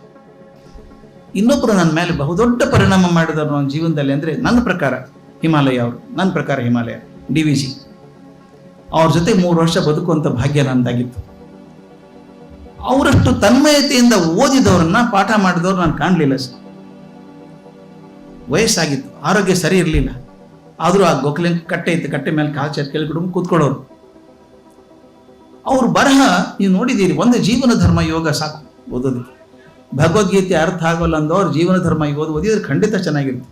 ಅದನ್ನು ಪ್ರಿಂಟ್ ಮಾಡಿದ್ದಾರೆ ಇವರು ಸುಬ್ರಹ್ಮಣ್ಯ ಮಾಡಿದ್ದಾರೆ. ತುಂಬ ಚೆನ್ನಾಗಿ ಮಾಡಿದ್ದೀರಿ ಅದನ್ನು. 2ನೇ ವಾಲ್ಯೂಮ್ ಸಿಗ್ತಾನೆ ಇರಲಿಲ್ಲ ಜೀವನ ಧರ್ಮ. ಅದು ನೀವು ಮಾಡಿದ್ದೀರಿ, ಅದ್ಭುತವಾಗಿ ಮಾಡಿದ್ದೀರಿ ಅದನ್ನು. ಜೀವನ ಧರ್ಮ ಯೋಗ ಒಂದು ಸಾಕು, ಬೇಡ ಅವ್ರ ಜ್ಞಾಪಕ ಚಿತ್ರಶಾಲೆ ಓದ್ಬಿಡಿ ಸರ್. ಅದು ಎಷ್ಟು ನನಗೆ ಖುಷಿ ಆಯಿತು ಅಂದರೆ, ಜ್ಞಾಪಕ ಚಿತ್ರಶಾಲೆ ನನಗೆ ಓದಿದ್ದು ಹಿತ ಕೊಟ್ಟದ್ದು ಅಂತಂದರೆ, ಅವರು ಬಾಲ್ಯದಲ್ಲಿ ಮಾಡಿದಂಥ ಘಟನೆಗಳನ್ನ ಎಷ್ಟೋ ಜನ ಅಂದ್ರಂತ ಅವಾಗ, ಯಾಕೆ ಬರೀತೀರಿ ಇವನ್ನೆಲ್ಲ ನಿಮ್ಮ ಸೋದರ ಮಾವನ ಜೊತೆಗೆ ಬರೆದದ್ದು, ಅದೆಲ್ಲ ನಿಮ್ಮ ಶಾಲೆಗೆ ಓದದ್ದು, ಮೇಷ್ಟ್ರು ಮಾಡಿದ್ದು, ಆಚಾರ್ಯ ಮಾಡಿದ್ದು, ಅದೆಲ್ಲ ಯಾಕೆ ಬರೀತೀರಿ, ಏನು ಪ್ರಯೋಜನ ಅಂತ. ಅದಕ್ಕೆ ಒಂದು ಉದಾಹರಣೆಯಾಗಿ ನಮ್ಮ ಇವರು ತಸು ಶಾಮರಾಯರು ನನಗೆ ಹೇಳ್ತಿದ್ರು. ಮೊದಲು ಇವರು ಬರೆದದ್ದಿದೆಯಲ್ಲ, ಗುಂಡಪ್ಪನವ್ರ ಜ್ಞಾಪಕ ಚಿತ್ರಶಾಲೆ ಬರೆದಾಗ ಎಲ್ಲರೂ ಅಂದ್ರಂತೆ, ಇದೇನು ಬರೆದವ್ರ ವ್ಯವಹಾರ, ಅವ್ರ ಅಜ್ಜ ಹೆಂಗಿದ್ದ, ಅವ್ರ ಸೋದರ ಮಾವ ಹೆಂಗಿದ್ದ, ಮನೇಲಿ ಹಿಂಗಾಯ್ತು, ಅದು ಅರ್ಚಕರು ಹಿಂಗೆ ಮಾಡಿದ್ರು. ಶಾಮರಾಯರು ಹೇಳಿದ್ರು, ಅದನ್ನು ಓದಿದ್ನ ನನಗೆ ಸ್ಫೂರ್ತಿ ಬಂದದ್ದು. ಅಂದರೆ ಹೇಗೆ ಒಂದು ಒಳ್ಳೆ ಓದು ಬರಹ ಚೇಂಜ್ ಆಗ್ತದೆ ಅಂದರೆ, ಅದನ್ನು ಓದಿದ್ದ ನನಸ್ತು ನಾನು ಬರೀಬೇಕಲ್ಲ ಅಂತ 3 ತಲೆಮಾರು ಪುಸ್ತಕ ಬರೆದ್ರು. 3 ತಲೆಮಾರು ಅದ್ಭುತ ಪುಸ್ತಕ.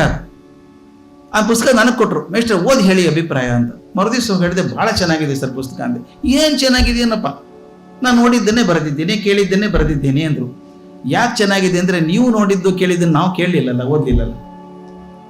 ಆ ಜಸ್ಟ್ ಪರಿಹಾರ ಚೇಂಜ್ ಆಗಿಬಿಟ್ಟಿದೆ ಅಂದರೆ ಒಂದು ಜ್ಞಾಪಕ ಛತ್ರಶಾಲೆ ಅಂತ ಪುಸ್ತಕ ಎಷ್ಟು ಟ್ರಿಗರ್ ಮಾಡ್ಬೋದು, ಎಷ್ಟು ಜನ ಬರೆಯೋಕೆ ಹಚ್ಚುತ್ತೆ, ನಮ್ಮ ಜೀವನಗಳನ್ನು ಒಳಗೆ ತಿರುಗಿ ನೋಡೋ ಹಾಗೆ ಮಾಡುತ್ತೆ. ನಾನು ಸಾಕ್ಷಿಯಲ್ಲಿ ಮಾಡಿದ್ದು ಅದೇನೆ. ತುಂಬ ಜನ ಪತ್ರ ಬರೀತಾರೆ ನನಗೆ, ಸರ್ ಅದು ಬಹಳ ಚೆನ್ನಾಗಿತ್ತು ಸರ್ ಘಟನೆ, ಓದು ಕಣ್ಣಲ್ಲಿ ನೀರು ಬಂದ್ಬಿಡ್ತು ಸರ್ ನನಗೆ ಅಂತ. ಅಂದರೆ ಅವ್ರಿಗೆ ಸ್ಪಂದನೆ ಆಗಿದೆ, ಅದು ಸಾಕು ನನಗೆ. ಆಮೇಲೆ DVG ಅವರನ್ನು ಪಾಠ ಮಾಡಬೇಕು ಭಾನುವಾರ, ನೆನೆಸ್ಕೊಂಡ್ರೆ ಒಂಥರ ಮೈ ಜುಮ್ ಅಂತ ನನಗೆ. ಕಟ್ಟೆ ಮೇಲೆ ಕೂತ್ಕೋಬೇಕು, ಯಾರನ್ನೋ ಒಬ್ಬರು IAS ಆಫೀಸರನ್ನು ಕರೆದಿದ್ರು ಲೆಕ್ಚರ್ಗೆ, ಬೆಳಗ್ಗೆ 10:00 ಉಪನ್ಯಾಸ. ಇವತ್ತಿಗಾದರೂ ಗೋಖಲೆ ಇನ್ಸ್ಟಿಟ್ಯೂಟಲ್ಲಿ 1 ನಿಮಿಷ ಆ ಕಡೆ ಈ ಕಡೆ ಆಗೋಲ್ಲ, ಖಂಡಿತ ಆಗಲ್ಲ. 6:30 ಅಂದರೆ 6:30, 1 ನಿಮಿಷ ಹೆಚ್ಚು ಕಡಿಮೆ ಆಗಲ್ಲ. ಅವತ್ತು 10:00 ಯಾರೋ ಒಬ್ಬರು IAS ಆಫೀಸರ್ ಕರೆದಿದ್ದಾರೆ. ಒಂದು 15-20 ಜನ ಅಷ್ಟೇ ಇರೋರು ನಾವು. ಅವ್ರು 10:00 ಬರಲಿಲ್ಲ. 10:25 ಆಯಿತು, 28 ಆಯಿತು, ಭಾರಿ ಟೆನ್ಷನ್ DVGಗೆ. ಬಂದ್ರ ನೋಡಿ ಅವ್ರು ಬರಲಿಲ್ವಾ, ಆತ ಗೀತೆ ಕೊಡಿ ಅಂದರು. ತಾವೇ ಗೀತೆ ಪಾಠ ಮಾಡೋಕೆ ಶುರು ಮಾಡಿದ್ರು. ಮುಂದೆ ಒಂದು 10 ನಿಮಿಷಕ್ಕೆ ಅವ್ರು IAS ಆಫೀಸರ್ ಬಂದರು. 10:40 ಬಂದಿರಬೇಕು. ಸಾಮಾನ್ಯವಾಗಿ ಏನು ಮಾಡ್ತೀವಿ ಹಂಗಾದ್ರೆ ನಾವು, ಬನ್ನಿ ಹಾಗಾದ್ರೆ ನೀವು ಶುರು ಮಾಡಿ, ನೀವು ಬರೋ ತನಕ ನಾನು ಮಾಡ್ತಾ ಇದ್ದೆ ಅನ್ನೋ ಸಾಮಾನ್ಯವಾಗಿ. ಇವ್ರು ಏನು ಮಾಡಲಿಲ್ಲ, ಕೂತ್ಕೊಳ್ಳಿ ಏನು ಸನ್ನೆ ಮಾಡಿದ್ರು. ಅವ್ರು ಒಂದು ಕುರ್ಚಿ ಹಾಕಿದ್ರಲ್ಲಿ ಕೂತರು. DVG ಮಾತು ಕೇಳಿ ಮನೆಗೆ ಹೋದರು. ಮಾತಾಡೋಕೆ ಕೊಡಲಿಲ್ಲ. ಆದ್ರೆ ಹೋಗುವಾಗ ಒಂದು DVG ಮಾತು ಹೇಳಿದ್ರು ಅವರಿಗೆ, ನೋಡಿ ಸರಿಯಾದ ಸಮಯಕ್ಕೆ ಬರಬೇಕು, ನೀವು ಸರಿಯಾಗಿ ಬರದೇ ಹೋದರೆ ಸರಿಯಾಗಿ ಬಂದವರಿಗೆ ಅಪಮಾನ ಮಾಡ್ದಂಗೆ ಆಗತ್ತೆ ಅಂತ. ಅದು ಮರೆಯೋದೇ ಸಾಧ್ಯ ಇಲ್ಲ, ನಾನು ಸರಿಯಾಗಿ ಬಂದವರಿಗೆ ಮರ್ಯಾದೆ ಅಪಮಾನ ಮಾಡ್ದಂಗೆ ಆಗತ್ತೆ ಅಂತ. ಆ ಪಾಠ ಮಾಡುವಾಗ ನನಗನ್ಸುತ್ತೆ, ರಾಮಾಯಣ ನಾನು ಸಾಕಷ್ಟು ಕಡೆ ಕೇಳಿದ್ದೀನಿ ಸರ್ ರಾಮಾಯಣ ಮಾಡೋದನ್ನು, ಆದರೆ ಈ ಥರ ತನ್ಮಯತೆಯಿಂದ ಪಾಠ ಮಾಡೋರು ಇದುವರೆಗೂ ಕಂಡಿಲ್ಲ ನಾನು. ಏನೋ ಮಾತು ಬಂತು, ಇದಾಗಲ್ಲ ಬಿಡಿ ಸರ್ ರಾಮಸ್ವಾಮಿಯವರೇ, ಸರ್ ರಾಮಸ್ವಾಮಿಯವರು ಇದಾಗಲ್ಲ ಸರ್ ಇದು ಅಂದರು. ರಾಮಸ್ವಾಮಿ ಕೂತ್ಕೊಳ್ಳಿ ಅಂದರು. ನಿಮ್ಗೆ ಗೊತ್ತೋ, ರಾಮ ಹೋದ ಸೈನ್ಯ ಕಟ್ಕೊಂಡು ಲಂಕೆಗೆ ಹೋದ, ಯುದ್ಧ ನಡೀತಿದ್ದು, ಘನಘೋರ ಯುದ್ಧ. ಲಕ್ಷ್ಮಣನಿಗೂ ಇಂದ್ರಜಿತ್ತಿಗೂ ಯುದ್ಧ ಶುರು ಆಯಿತು. ಹೇಗೆ ಯುದ್ಧ, ಏನೇನೋ ಬಾಣ ಬಿಟ್ಟ ಲಕ್ಷ್ಮಣ, ಇಂದ್ರಜಿತ್ತು ಸಾಯ್ಲಿಲ್ಲ. ಅವ್ರ ಮಾತಿದ್ದು, ನನ್ನ ಮಾತಲ್ಲ, ನನಗೆ ಇನ್ನೂ ಕೇಳಿಸುತ್ತೆ ಧ್ವನಿಯವ್ರದ್ದು ಆ ಥರಾಗೆ. ಆಗ ಲಕ್ಷ್ಮಣ ಒಂದು ಆರ್ಡಿನರಿ ಬಾಣ ತಗೊಂಡ, ಅವ್ರ ಮಾತದ್ದು, ಒಂದು ಆರ್ಡಿನರಿ ಬಾಣ ತಗೊಂಡ, ಹಣೆಗಿಟ್ಕೊಂಡ. ಧರ್ಮಾತ್ಮ ಸತ್ಯಸಂಧಶ್ಚ ರಾಮೋ ದಾಶರ್ಯತಿರ್ಯದಿ ಯುದ್ಧೇ ಚ ಅಪ್ರತಿದ್ವಂದ್ವ ಜರೈನಿಂ ಜೈ ರಾವಣಿಂ ಅಂದ ಬಾಣ ಬಿಟ್ಟ. ಇಂದ್ರಜಿತ್ತು ಸತ್ತೋದ. ಸತ್ತದ ಬಾಣಗಳ್ರಿ ತಮ್ಮನಿಗೆ ಅಣ್ಣನ ಮೇಲೆ ಇರುವಂಥ ಶ್ರದ್ಧೆಯಿಂದ ಅಂತ. ಅದು ಹೇಳುವಾಗ ಕಣ್ಣಲ್ಲಿ ಗಳಗಳ ನೀರು ಸರ್. ಇಷ್ಟು ತನ್ಮಯತೆಯಿಂದ ನೋಡಿ, ಇದು 50 ವರ್ಷದಿಂದ ಕೇಳಿದಂಥ ರಾಮಾಯಣ ವಾಲ್ಮೀಕಿ ಮಾತು ನನಗೆ ಇನ್ನೂ ಭಯಪಾಠ ಬರ್ತದೆ. ಅದು ಆ ತನ್ಮಯತೆ ಅಂತ ಹೇಳುವಂಥದ್ದು. ಅದಾದ್ಮೇಲೆ ಅನ್ನಿಸ್ತು ನನಗೆ, ಓದ್ಬೇಕಾಗಾದ್ರೆ ವಾಲ್ಮೀಕಿ ರಾಮಾಯಣ ಮೊದಲಿಂದ ಓದಬೇಕು. ರಂಗನಾಥ್ ಶರ್ಮರ ಹತ್ರ ಕೂತ್ಕೊಂಡೆ. ರಂಗನಾಥ್ ಶರ್ಮರ್ ಅಥಾರಿಟಿ ಅದು, ಅವರು ಬರೆದಿದ್ದಾರೆ, ಅನುವಾದ ಕೂಡ ಮಾಡಿದ್ದಾರೆ. ಅದನ್ನು ಇಟ್ಕೊಂಡು ಕೂತು ಓದಿದಾಗ ಅನ್ನಿಸ್ತು ಎಷ್ಟು ಹೊಸ. ನಾರಾಯಣಾಚಾರ್ಯದ ಪುಸ್ತಕ ಬಂದಾಗ ನೋಡಿ ನನ್ನ ಮನಸ್ಸು ಹೆಂಗೆ ಒಳ್ಳೆ ಓದು ಏನು ಮಾಡಿಸುತ್ತೆ ಅಂತ. ರಾಮಾಯಣದ ಪಾತ್ರಗಳ ಬಗ್ಗೆ ನೀವು ಪುಸ್ತಕ ಬಂದಿರಲ್ಲ, ಆಚಾರ್ಯ ಕೊಟ್ಟರು ನನಗೆ ಅದನ್ನು. ಇದಕ್ಕೆ ಬಂದಾಗ ವಾಗ್ದೇವ ವಿಲಾಸ ಬಂದಾಗ ನಾನು ಪುಸ್ತಕ ಕೊಟ್ಟರು. ನಾನು ಫಸ್ಟ್ ಕೆಲಸ ಮಾಡಿದ್ದೇನು ಗೊತ್ತಾ, ನಾರಾಯಣಾಚಾರ್ಯ ಪುಸ್ತಕ ಇಟ್ಕೊಂಡು ವಾಲ್ಮೀಕಿ ರಾಮಾಯಣ ತೆಗೆದು 2 ಕಂಪೇರ್ ಮಾಡಿ ನೋಡಿದ್ದು. ಆ ವಾಲ್ಮೀಕಿ ರಾಮಾಯಣ ಪ್ರವೇಶ ನನಗೆ DVG ಮಾಡಿಸಿದ್ರಿಂದ ಅದು ಕಂಪೇರ್ ಮಾಡೋಕೆ ಹೋಗಿ. ಇದು ನಾನು ಒರಿಜಿನಲ್ ಹೋಗ್ತಾನೆ ಇರಲಿಲ್ಲ, ನಾರಾಯಣಾಚಾರ್ಯ ಚೆನ್ನಾಗಿದೆ ಬುಕ್ ಅಂತಿದ್ದೇನೆ. ಈಗ ನನ್ನ ಮನಸ್ಸು ಹೇಗೆ ಬಂತು ಅಂದರೆ, ಇದನ್ನ ಅನಲೈಸ್ ಮಾಡಿ ನೋಡೋಣ, ನಿಜವಾಗ್ಲೂ ವಾಲ್ಮೀಕಿಯಲ್ಲಿ ಹಂಗಿದೆಯಾ, ಬದಲಾಗಿದೆಯಾ. ಯಾಕೆ ಹಿತ ಆಗತ್ತೆ ಸಾಹಿತ್ಯ ಅಂತಂದರೆ, ಓದಿ ಮರೆತು ಬಿಡೋದಾದರೆ ಹಿತ ಕೊಡೋ ಸಾಹಿತ್ಯ ಅಲ್ಲ, ಓದಲ್ಲ ಅದು. ಓದಿ ನಮ್ಮನ್ನು ಚಿಂತನೆಗೆ ಹಚ್ಚಬೇಕು, ಮತ್ತೊಂದು ಪುಸ್ತಕ ಓದೋದು ಪ್ರೇರೇಪಣೆ ಮಾಡಬೇಕು. ಹಾಗಿದ್ದದ್ದು ನನಗನ್ಸುತ್ತೆ. ಕಗ್ಗ ಹೇಳಬೇಕು, ರೆಡಿ ರೆಕನರ್. ನನ್ನ ಮಟ್ಟಿಗೆ ಹೇಳೋದಾದರೆ ಅದೊಂದು ಗ್ರಂಥ ನಾನು ಬಹಳ ಮುಟ್ಟಿದಂಥ ಗ್ರಂಥ. ನಮ್ಮ ಜೀವನದಲ್ಲಿ ಯಾವುದೇ ಸಮಸ್ಯೆ ಬಂದರೂ ಕೂಡ ಅದಕ್ಕೊಂದು ಪರಿಹಾರ ಕಗ್ಗದಲ್ಲಿ ಸಿಗುತ್ತೆ ಅಂತ ನಾನು ನಂಬಿದವನು. ಯಾವುದೇ ಸಮಸ್ಯೆ ಬಂದು ಅದನ್ನು ಅವ್ರಿಗೆ ಪ್ರಿಯವಾದಂಥದ್ದು ಯಾವುದು, ನಾನು ಹೆಂಗೆ ಹೇಳೋದು ಅದನ್ನು. ಅವ್ರು ಕೇಳಿದ್ದಾನೆ, ನಿಮ್ಮ ಅತ್ಯಂತ ಪ್ರಿಯವಾದಂಥ ಕಗ್ಗ ಯಾವುದು. ಸುಮ್ಮನಿರೇ ಮೇಷ್ಟ್ರೆ, 4 ಜನ ಮಕ್ಕಳಲ್ಲಿ ಯಾವ ಪ್ರೀತಿ ಅಂದರೆ ಹೆಂಗೆ ಹೇಳೋದು ಅಂದರು. ಆದರೆ ಅವ್ರು ಗುಣಗ್ತಿದ್ದದ್ದು ನೋಡಿದಾಗ ಮೇಲೆ ಅಂದಾಗ ನನಗನ್ನಿಸಿದ್ದು ಅದು ನನ್ನ ಜೀವನಕ್ಕೊಂದು ಮಾರ್ಗದರ್ಶಿ ಸೂತ್ರ ಅಂತ ಸಿಕ್ಕಿದ್ದು ಆ ಕಗ್ಗದ ಒಂದು ಚೌಪದಿಯಿಂದ. ನಗು ಮನದಿ ಲೋಗರ ವಿಕಾರಗಳನ್ನು ನೋಡಿ ಬಿಗಿ ತುಟಿಯ ದುಡಿವೊಂದು ನೋವ ಪಡುವೊಂದು ಪಗು ವಿಶ್ವ ಜೀವನದ ಜೀವಾಂತರಂಗದಲ್ಲಿ ನಗು ನಗುತ್ತ ಬಾಳ್ ತೆರಳು ಮಂಕುತಿಮ್ಮ. ಒಂದು 4 ಸಾಲಲ್ಲಿ ಏನನ್ನು ಹಿಡಿದಿಡ್ಬೋದ್ರಿ ಜೀವನದ್ದು. ನಾನು ನೋಡಿದ್ದೀನಿ. ಇದಿಷ್ಟು ಬರಿಬೇಕಾದ್ರೆ ಒಂದು ಪುಸ್ತಕ ಬೇಕು. ಇಡೀ ಜೀವನ ಹೇಗೆ ಬದುಕಬೇಕು ಅನ್ನೋದನ್ನ 4 ಸಾಲಲ್ಲಿ ಎತ್ತಿಟ್ಟು ಬಿಡ್ತಾರಲ್ಲ. ನಗು ಮನದಿ ಲೋಗರ ವಿಕಾರಗಳನ್ನು ನೋಡಿ. ಮತ್ತೊಬ್ಬರು ತಪ್ಪು ಮಾಡ್ತಾರೆ ಅಂತ ಅಟ್ಟಹಾಸ ಮಾಡಿ ನಗಬೇಡ ನೀನು. ಅವ್ರ ತಪ್ಪನ್ನು ಕಂಡುಹಿಡಿಯೋ ಕೆಲಸ ನಿಂದಲ್ಲ. ನಗು ಮನದಿ ಲೋಗರ ವಿಕಾರಗಳನ್ನು ನೋಡಿ ಬಿಗಿ ತುಟಿಯ ದುಡಿವೊಂದು ನೋವ ಪಡುವೊಂದು. ನಾವು ಒಂದು ಸ್ವಲ್ಪ ಕಷ್ಟ ಆದ್ರೆ ಊರಿಗೆಲ್ಲ ಹೇಳ್ಕೊಂಡ್ಬರ್ತೀವಿ, ಅಯ್ಯೋ ನನ್ನ ಕಷ್ಟ. ಅವ್ರು ಹೇಳ್ತಾರೆ ಯಾರಿಗೂ ಬೇಕಾಗಿಲ್ರಿ ಅಳಬುರ್ಕ ಮೋತೆ. ಅವ್ರು ಭಾಳ ಚಂದ, ಅಳಬುರ್ಕ ಮೋತಿ ಯಾರಿಗೂ ಬೇಕಾಗಿಲ್ಲ, ನಗುಮುಖ ಎಲ್ಲರಿಗೂ ಬೇಕು. ಬಿಗಿ ತುಟಿಯ ದುಡಿವೊಂದು ನೋವ ಪಡುವೊಂದು. ಮುಂದಿಂದು ನೋವಾಗ್ತದೆ ಅಂತ ಜಗತ್ತಲ್ಲಿ ಹೋಗದೆ ದಂಡೆ ಮೇಲೆ ನಿಂತ್ಕೋಬೇಡ. ಹೋಗು ವಿಶ್ವ ಜೀವನದ ಜೀವಾಂತರಂಗದಲ್ಲಿ ನಗು ನಗುತ್ತ ಬಾಳ್ ತೆರಳು ಮಂಕುತಿಮ್ಮ. ಅದು ನನಗನ್ಸುತ್ತೆ ಇಡೀ ಜೀವನ ಹ್ಯಾಕ್ ಬದುಕಬೇಕು ಅನ್ನೋದನ್ನ 4 ಸಾಲಲ್ಲಿ ಹೇಳೋದಿದೆಯಲ್ಲ ಕಗ್ಗ, ಅದು ಬಹಳ ಮುಟ್ಟಿದಂಥದ್ದು. ನಾನು ತುಂಬ ಹಿತ ಕೊಟ್ಟಂಥ ಪುಸ್ತಕ ಅಂತ. ಸಾಕಷ್ಟು ಪುಸ್ತಕಗಳು ಓದಿದೆ. ಒಂದು ಬಾಳೆಗೊಂದು ನಂಬಿಕೆ, ಅದು ಒಂದು ಪುಸ್ತಕ ಸಾಕು ಸ್ವಾಮಿ ಜೀವನ ಬದಲಾವಣೆ ಮಾಡೋದಕ್ಕೆ. ಎಷ್ಟು ಸುಲಭವಾಗಿ ಹೇಳ್ತಾರ್ರಿ ಅವರು. ಬಾಳೆಗಿರೋ ನಂಬಿಕೆ ಬೇಕಾದಷ್ಟು 3 ಇದ್ರೆ ಸಾಕು ನಿಮಗೆ. ಜೀವನೋತ್ಸಾಹ ಮೊದಲೇದು, 2ನೇದು ಸತತ ಪ್ರಯತ್ನ, ಒಂದು ಸಾಮಾಜಿಕ ಸೇವೆ, ಸಾಮಾಜಿಕ ಕಳಕಳಿ. 3 ಇದ್ರೆ ಸಾಕು, ಹೇಗೆ ಮಾಡ್ಕೊಂಡು ಹೋಗ್ಬೋದು. ಸೂತ್ರ ರೂಪ ಕೊಡೋದಂಥ ಗ್ರಂಥ ಇದೆಯಲ್ಲ ಜೀವನ ಬದಲಾಯಿಸುವಂಥದ್ದು. ಇನ್ನೊಂದು ಗ್ರಂಥ ನನಗೆ ಅತ್ಯಂತ ಮುಖ್ಯವಾಗಿ ಹೇಳಬೇಕಾದ್ರೆ ಜಗದಾತ್ಮಾನಂದಜಿ ಬರೆದಂಥದ್ದು ಬದುಕಲು ಕಲಿಯಿರಿ ಅಂತ. ಮ್ಯಾಕ್ಸಿಮಮ್ ಸೇಲ್ ಆದ ಪುಸ್ತಕ ಅದು, ಬದುಕಲು ಕಲಿಯಿರಿ ಅಂತ. ಜಗದಾತ್ಮಾನಂದರು ಇದ್ದದ್ದೇ ಹಾಗೆ. ಅವರು ಅಷ್ಟು ವರ್ಷ ಅವ್ರ ಜೊತೆಗಿದ್ದವ್ ನಾನು. ಏನದು ಲೈವ್ ವೈರ್. ಕೊನೆಗಷ್ಟು ಆರೋಗ್ಯ ಕೆಟ್ಟು ಹೋದ್ರು ಕೂಡ ಅವ್ರಿಗೆ ಶಕ್ತಿ ಕಮ್ಮಿ ಆಗಲಿಲ್ಲ ಅಷ್ಟು ಮಾಡುವಂಥವ್ರು. ಆಮೇಲೆ ಕೊನೆಗೆ ಒಂದು ಮಾತನ್ನು ಹೇಳಿ ಮುಗಿಸ್ತೇನೆ. ಸಾಹಿತ್ಯದ ಓದು ಹಿತ ಆಗೋದು ಯಾವಾಗ ಅಂದರೆ ಬದುಕು ಭಾರ ಆದಾಗ, ಕಾಲು ಎಳೆಯುವ ಹಾಗಾದಾಗ, ಉಸಿರುಗಟ್ಟಿದಾಗ, ಪ್ರಪಂಚದ ಜಂಜಾಟಗಳು ಉಸಿರು ಕಟ್ಟಿದಾಗ ಒಂದು ಒಳ್ಳೆಯ ಓದು ಕಿಟಕಿ ತೆಗೆದು ತಂಗಾಳಿ ಬಂದಂಗೆ ಇರ್ತದೆ.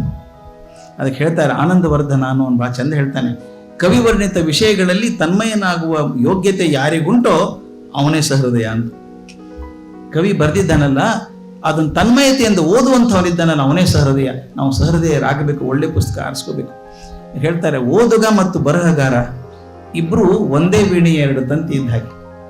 ಒಂದೇ ವೀಣೆ, ನಿಮ್ಗೆ ಗೊತ್ತಿದೆ, ಒಂದು ವೀಣೆಯನ್ನು ಮಿಂಟಿದ್ರೆ ಇನ್ನೊಂದು ಝಂಕರಿಸುತ್ತೆ. ಒಬ್ಬ ಓದುಗ, ಒಬ್ಬ ಬರಹಗಾರ ಇಬ್ರು ಬೇಕು. ಒಬ್ಬ ಬರಹಗಾರ ಇಲ್ಲದೆ ಹೋದ್ರೆ ಓದುಗ ಇರೋಕ್ಕೆ ಸಾಧ್ಯ ಇಲ್ಲ. ಇನ್ನೊಂದು ತಮಾಷೆ ಹೇಳ್ತೀನಿ, ಯಾವ ಪುಸ್ತಕ ನನ್ನನ್ನು ಪ್ರೇರೇಪಣೆ ಮಾಡ್ತೋ ಇನ್ನೊಬ್ಬರಿಗೆ ಮಾಡ್ತದೆ ಅಂತ ಇಲ್ಲ. ಗಾಂಧಿ ಪ್ರವಾಸಕ್ಕೆ ಹೋದಾಗ ಒಂದು ಪುಸ್ತಕ ಕೊಟ್ಟರು, ಅನ್ ಟು ದಿಸ್ ಲಾಸ್ಟ್ ಅಂತ. ಅನ್ ಟು ದಿಸ್ ಲಾಸ್ಟ್ ಗಾಂಧಿ ಹೇಳ್ತಾರೆ ನನ್ನ ಜೀವನ ಬದಲಾಯಿಸಿದಂಥ ಪುಸ್ತಕ ಅದು ಅಂತ. ಆ ಪುಸ್ತಕ ನಾನು ಓದಿದ್ದೀನಿ, ಏನು ಭಾಳ ದೊಡ್ಡದು ಅನಿಸ್ಲಿಲ್ಲ ನನಗೆ. ಅದಕ್ಕೆ ಹೇಳ್ತೀನಿ, A good reader is the second author of the book. A good reader is the second author of the book. ಆತನ ಏನು ಗುಣಗಳನ್ನು ಬೇಕು ಅಂತಾನೆ ಪುಸ್ತಕದಲ್ಲಿ ಹಾಕಿ ತಾನು ಪಡ್ಕೊಳ್ತಾನೆ ಅಂತ. ಹಾಗೆ ಸಾಕಷ್ಟು ಪುಸ್ತಕಗಳು ನಮ್ಮ ಜೀವನವನ್ನು ಬದಲಾಯಿಸ್ತಾವೆ ಇನ್ಮೇಲೆ ಕೂಡ. ಹಾಗೆ ಬದಲಾವಣೆ ಆಗಲಿ, ಆ ಬದಲಾವಣೆಯಿಂದ ನಮ್ಮ ಜೀವನ ಹೆಚ್ಚು ಸಮೃದ್ಧ ಆಗಲಿ ಅಂತ ಅಪೇಕ್ಷೆ ಇದೆ. ಆದ್ದರಿಂದ ಓದು ಬರೀ ಸುಖ ಆಗದೆ, ಕೆಲವು ಓದು ಸುಖ ಕೊಡ್ತದೆ. ಮಜಾ, ಜೋಕ್ಸ್. ಬೀಚಿ ಬಗ್ಗೆ ಹೇಳಿದ್ರಿ, ನಾನು ಅವ್ರ ಜೊತೆಗೆ ತಿರುಗಾಡ್ದ ಹುಡುಗ, ನಾನು ಬರೀ ಆಸೆ ಬೈಯೋರು, ನಾನು ವಿಪರೀತ ಬೈಯೋರು. ಆ ಬೈಗಳಂದ್ರೆ ನಿಮ್ಗೆ ಗೊತ್ತಲ್ಲ ಹೇಗಿರ್ತಿತ್ತು ಅಂತ. ಭಾಳ ಬೈಯೋರು. ಇನ್ನು ಹಣೆ ಭಾರ, ಸೂಟಿ ಒಳಗೆ ಬರ್ತಿ, ಬಾ ಬಳ್ಳಾರಿಗೆ ಬ್ಯಾಸಿಗೆ ಬೀಸಲು ಹೆಂಗಿರುತ್ತೆ ಹೇಳಬೇಕಾಗಿಲ್ಲ. ಆದರೆ ನಾನು ಅವ್ರನ್ನ ಯಾವಾಗಲೂ ಹ್ಯೂಮರಿಸ್ಟ್ ಅಂತ ನೋಡಲಿಲ್ಲ. ನಾನು ಹಾಸ್ಯ ಬರಹಗಾರ ಅಂತ ನೋಡಲೇ ಇಲ್ಲ. ನನ್ನ ಪ್ರಕಾರ he was a philosopher. Beechi was a philosopher, especially educationally most pragmatic philosopher. ಏನೋ ಭಾರಿ ಡಿಗ್ರಿ ಕೊಟ್ಟು ನನಗೆ ಅಂದರು. ಇಲ್ಲ ಸರ್, ಒಂದು ಮಾತು ಹೇಳ್ತೀನಿ, ಹೇಗೆ ಒಂದು ಶಿಕ್ಷಣ ವ್ಯವಸ್ಥೆಯನ್ನ ಬೇರೆ ಕಣ್ಣಿಂದ ನೋಡೋದು. ಈಗ ಚಾರ್ಲಿ ಚಾಪ್ಲಿನ್ ಯಾಕೆ ಮೆಚ್ಚುಕೋತೀವಿ ನಾವು? ಅವನಿಗೆ ಜೀವನದ ದುಃಖ ದುಮ್ಮಾನಗಳನ್ನು ನಗೆಮುಖದಿಂದ ತೋರಿಸೋದು ಕಲೆ ಗೊತ್ತಿತ್ತು. ಅವನಿಗೆ ನಗೆಮುಖದಿಂದ ತೋರಿಸಿದ್ದ. ಹಾಗೆ ಇಲ್ಲಿ ಬೀಚಿ ಬರೆದದ್ದು, ಮನೆ ಮುಂದೆ ತಿಮ್ಮನ ಅಪ್ಪ ನಿಂತಿದ್ದಾರೆ. ಪೊಲೀಸರು ಒಬ್ಬರು ಬಡ್ಕೊಂಡು ಕರ್ಕೊಂಡು ಹೋಗ್ತಿದ್ದಾರೆ. ಅವನು ಅಳ್ತಾ ಇದ್ದಾನೆ, ಬಿಟ್ಬಿಡ್ರಿ ನನ್ನ ಅಂತ ಅಳ್ತಾ ಇದ್ದಾನೆ. ದೈನಾಸ್ ಪಡ್ತಾ ಇದ್ದಾನೆ. ಇವ್ರು ಹೊಡಿತಾ ಇದ್ದಾರೆ. ತಿಮ್ಮ ಕೇಳ್ದ ಅಪ್ಪನಿಗೆ, ಅವ್ನು ಯಾರು, ಅವನು ಯಾಕೆ ಹೊಡಿತಾರ ಅವನ್ನ ಅಂತ. ಅವನ ಕಳ್ಳ, ಅವನು ಅದು ಜೈಲಿಗೆ ಕರ್ಕೊಂಡು ಹೋಗ್ತಾರೆ ಅವನ್ನ ಅಂತ. ತಕ್ಷಣ ತಿಮ್ಮ ಹೇಳ್ತಾನೆ, ಓ ಜೈಲಿಗೆ ಹೋಗ್ಲಿಕ್ಕೆ ಇಷ್ಟು ಅಳ್ತಾನೆ ಇವನು, ನಾ ಶಾಲೆಗೆ ಅನ್ಕೊಂಡಿದ್ದೆ ಅಂತ. ಇದು ಜೋಕ್ ಅಂದ್ರೆ ಜೋಕು, ಸೆಟೈರ್ ಆನ್ ಎಜುಕೇಶನ್ ಅಂದ್ರೆ ಅದು ಸೆಟೈರ್ ಎಜುಕೇಶನ್ ಅಂದ್ರೆ ಹುಡುಗರಿಗೆ ಹೇಗಾಗಿತ್ತು ಅಂದ್ರೆ ಜೈಲಿಗೆ ಹೋಗೋದು ಬೇಕು, ಶಾಲೆಗೆ ಹೋಗೋದು ಬೇಡ. ಅಂದ್ರೆ ಎಷ್ಟು ಚಂದ ಒಂದು ಶಾಲೆ ವಾತಾವರಣವನ್ನ ಒಂದು ಸಣ್ಣ ಜೋಕ್ ಮೂಲಕ ಹೇಳುವಂಥದ್ದು. ಮುಂದೆ ತಿಮ್ಮ ಸತ್ತೋದ ಅಂತ ಹೇಳ್ತಾರೆ. ಸತ್ತೋದ, ಅವನು ಶವಯಾತ್ರೆ ನಡೀತು, ಹೊತ್ಕೊಂಡು ಹೋದ್ರು. ಶಾಲೆ ಮುಂದೆ ಹೋಗ್ಬೇಕು ಹೇಗಿದ್ರು ಶವಯಾತ್ರೆ. ಶಾಲೆಯಲ್ಲಿ ಮಕ್ಕಳು ನೋಡ್ಲಿ, ಟೀಚರ್ ನೋಡ್ಲಿ ಅಂತ ಶಾಲೆ ಮುಂದೆ ಇಳಿಸಿದ್ರಂತೆ. ಆ ಹೆಣ ಇಳಿಸಿದ್ರು. ಎಲ್ಲರೂ ಬಂದ್ರು. ಎಲ್ಲ ಬಂದು ನೋಡಿದ್ರು, ಅಯ್ಯೋ ಪಾಪ ತಿಮ್ಮ ಸತ್ತೋದ ಅಂದ್ರಂತೆ. ಕ್ಲಾಸ್ ಟೀಚರ್ ಬಂದರು, ಹತ್ರ ಬರಬೇಕಲ್ಲ, ಕ್ಲಾಸ್ ಟೀಚರ್ ಹತ್ರ ಬಂದು, ಅಯ್ಯೋ ತಿಮ್ಮ ಸತ್ತೋದ್ಯಾ ಅಂದ್ರಂತೆ. ತಿಮ್ಮ ಸತ್ತೋಗಿದ್ದಾನ, ಅಯ್ಯೋ ಮಾಸ್ತರ್ ಒಂದು ಎದ್ದು ಓಡೋದ್ನಂತೆ. ಇದು ಜೋಕ್ ಅಂದ್ರೆ ಜೋಕು ಸರ್, ನನ್ನ ಪ್ರಕಾರ ಜೋಕ್ ಅಲ್ಲ ಅದು. ಎಷ್ಟು ಹೆದರಿಕೆ ಇತ್ತು ಮಾಸ್ಟರ್ ಬಗ್ಗೆ ಪ್ರೀತಿಕ್ಕಿಂತ ಅಂದ್ರೆ, ಸತ್ತವನು ಸಹಿತ ಕ್ಲಾಸ್ ಟೀಚರ್ ಬಂದ್ರೆ ಎದ್ದು ಓಡ್ ಹೋದ ಅವನು ಅಂತ. ನಾನು ಹೇಳ್ತಿದ್ದೆ, ಇವೆರಡು ಸಾಕು ನಾನು ಮೇಷ್ಟ್ರ ಅದವನಿಗೆ ಬುದ್ಧಿ ತಿಳ್ಕೊಳ್ಳೋದಕ್ಕೆ. ಒಂದು, ಶಾಲೆ ವಾತಾವರಣ ಹೆದರಿಕೆಯದಾಗಿತ್ತು, ಪ್ರೀತಿಗಿಂತ ಒತ್ತಾಯ ಜಾಸ್ತಿ ಇತ್ತು. ಎರಡನೇದು, ಟೀಚರ್ ಬಗ್ಗೆ ಗೌರವಕ್ಕಿಂತ ಹೆದರಿಕೆ ಹೆಚ್ಚಾಗಿತ್ತು. ಆ ಹೆದರಿಕೆ ಹೋಗೋ ತನಕ ಶಿಕ್ಷಣ ಸಾರ್ಥಕ ಆಗೋಲ್ಲ ಅನ್ನೋದನ್ನ ಎಷ್ಟು ಚಂದದ ಮಾತುಗಳೇ ಹೇಳಿದಂಥ ಪುಸ್ತಕಗಳು. ಇಂಥ ಬೀಚಿದ್ ಎಷ್ಟು ಹೇಳ್ಬೋದೇನಪ್ಪ ಅಂತ ನೂರಾರು ಪುಸ್ತಕಗಳಿದ್ದಾವೆ. ನಾವೆಲ್ಲರೂ ಆದಷ್ಟು ಒಳ್ಳೆಯ ಪುಸ್ತಕಗಳನ್ನು ನೋಡಿ ಜೀವನಕ್ಕೆ ಹಿತ ಮಾಡಿಕೊಂಡ್ರೆ ನಮ್ಮ ಬಾಳಿಗೆ ಒಂದು ಸಂಭ್ರಮ ಬರ್ತದೆ ಅಂತ ಹೇಳ್ತಾ ನಾನು ಮಾತನ್ನು ಮುಗಿಸ್ತೇನೆ.